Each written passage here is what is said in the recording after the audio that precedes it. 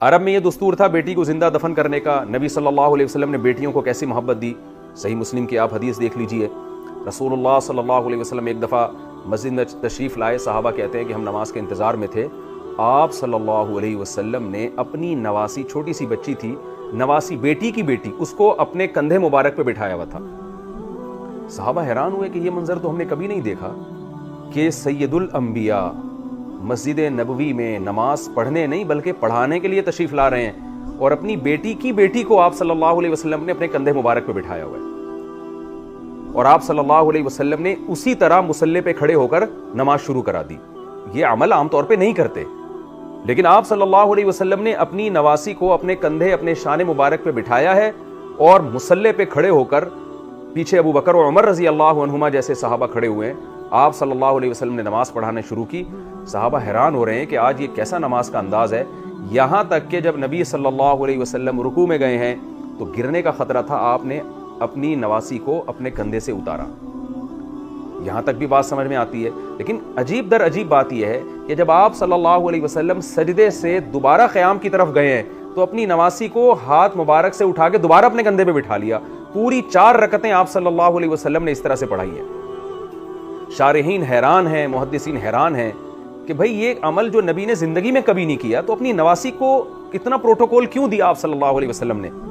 شارحین حدیث یہاں یہ بات لکھتے ہیں کہ آپ صلی اللہ علیہ وسلم کا مقصد عربوں کے دل سے بیٹی کی نفرت کو نکالنا. بیٹی کو ایسا پروٹوکول دیا جا رہا ہے جو عرب لوگ نہیں دیا کرتے تھے, بلکہ ایسا پروٹوکول تو بیٹوں کو نہیں دیتے کہ اپنے بچے کو آپ کندھے پہ بٹھا کے 4 رکعتیں نماز کی پڑھیں نہیں بلکہ پڑھائیں, آپ امامت کریں.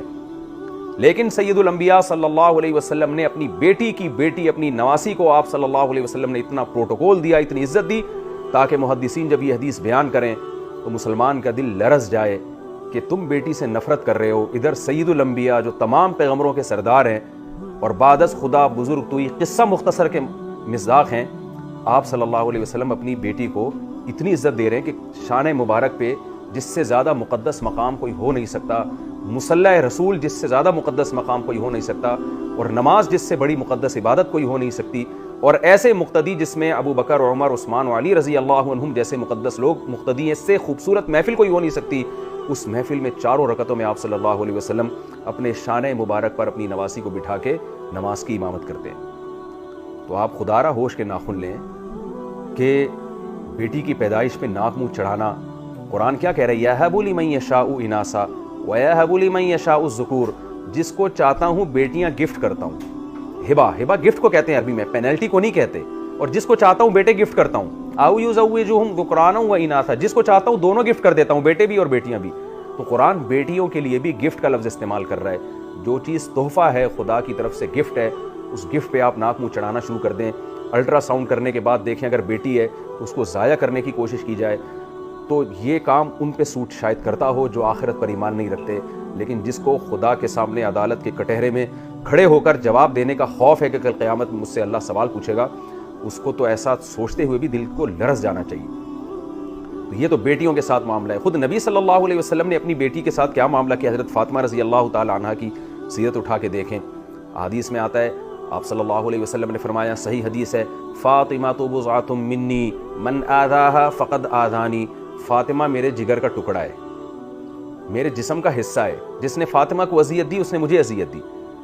کیسی عزت دے رہے ہیں اپنی بیٹی کے بارے میں کہ میرے جگر کا ٹکڑا ہے وہ. اور حدیث میں آتا ہے آپ صلی اللہ علیہ وسلم جب بھی سفر پہ جاتے تو سب سے آخر میں حضرت فاطمہ سے ملتے, اپنی بیٹی سے. آخر میں اس لیے کہ جب آپ سفر میں جاتے ہیں نا تو سب سے آخر میں جس سے ملتے ہیں اس کو سب سے زیادہ پروٹوکول دے رہے ہیں آپ. اور حدیث میں آتا ہے جب سفر سے آپ صلی اللہ علیہ وسلم واپس آتے تو سب سے پہلے اپنی بیٹی حضرت فاطمہ سے ملاقات کرتے. کتنی عزت دی آپ صلی اللہ علیہ وسلم نے اپنی بیٹی کو.